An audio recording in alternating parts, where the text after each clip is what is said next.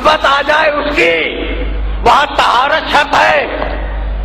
اب تم جو قرآن کو چوم رہے ہو تو قرآن کو نہیں چوم رہے ہو، قرآن کے نام پر کبھی جلد چومتے ہو، کبھی کپڑا چومتے ہو۔ بھائی ایسا ہے یا نہیں؟ یہ نوجوانوں سے پوچھ رہا ہوں، بھائی ایسا ہے یا نہیں؟ قرآن چوما، بھائی جلد چومی نا، اچھا جلدان چوم لیا، اچھا کھولا اسے کاغذ چوم لیا، قرآن کو تو نہیں چوما۔ تو حقیقت یہ ہے کہ یہ قرآن نہیں ہے، قرآن کے الفاظ ہیں۔ بہت آرام سے میرے ساتھ چلنا، اس لیے کہ یہ مراحل تمہیدی ہیں اور انہیں اسٹیبلش کرنا چاہ رہا ہوں میں۔ اچھا بھائی، تو نسبت سمجھ میں آ گئی؟ نسبت کا احترام سمجھ میں آ گیا؟ نہیں بھائی، اگر نسبت کا احترام سمجھ میں آ جاتا تو پھر بات ہی کیا تھی؟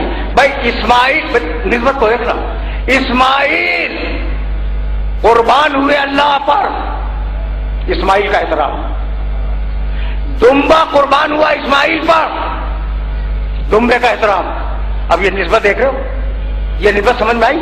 اسماعیل علیہ السلام کو قربان کیا تھا نا ابراہیم نے اللہ پر، بچ گئے وہ دوسری بات ہے۔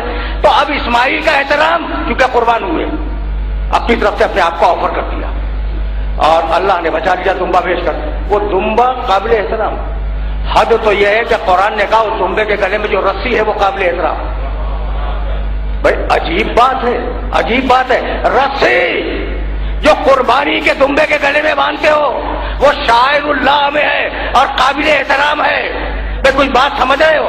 تو اگر یہ احترام کا فلسفہ سمجھ میں آ گیا کہ اللہ پر قربان ہوئے اسماعیل، بھائی بہت توجہ ہے، قابل احترام۔ اسماعیل پر قربان ہوا دمبا، قابل احترام۔ دمبے کے گلے میں رسی ہے وہ قابل احترام۔ تو کیا آپ یہ سمجھ میں نہیں آتا کہ اللہ پہ قربان ہوا حسین، قابل احترام؟ حسین جس زمین میں دفن ہوا وہ زمین قابل احترام، اور اگر اس کی شبیہ بنا کر تالیاں نکال دیا جائے تو وہ بھی قابل احترام۔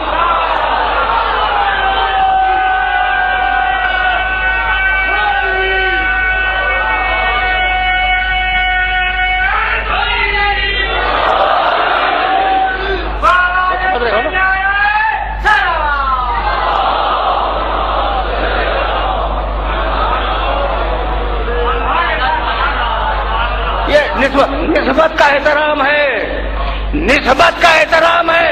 اب میں کیسے سمجھاؤں اپنے سننے والوں کو؟ بھائی عبادت اللہ کی ہے، عبادت کعبے کی، عبادت تو اللہ کی ہے، جھک رہے ہو کعبے کی طرف، ہے تو ایسا ہی۔ تو اگر غیر مسلم دیتے تو کہے گا یہ کعبے کو پوج رہے ہیں، حالانکہ تم پوج رہے ہو اللہ کی کبریائی کو۔ ماتھا کعبے کی طرف ہے، توجہ رہے، ماتھا کعبے کی طرف ہے، کعبے کے سامنے جھکا ہوا ہے، اس کی سمت میں جھکا ہوا ہے ماتھا، بھئی یہی تو ہے نا۔ لیکن تم کیا کعبے کی عبادت کر رہے ہو؟ نہیں، عبادت ہے اللہ کی کبریائی کی۔ تو اب اصول یہ ہے کہ جب تک کوئی ٹھوس شے نہ ہو محبت کا اظہار ممکن نہیں ہے۔ اگر کعبہ نہ ہو تو ہم کیسے اس کی کبریائی کا اعلان کریں؟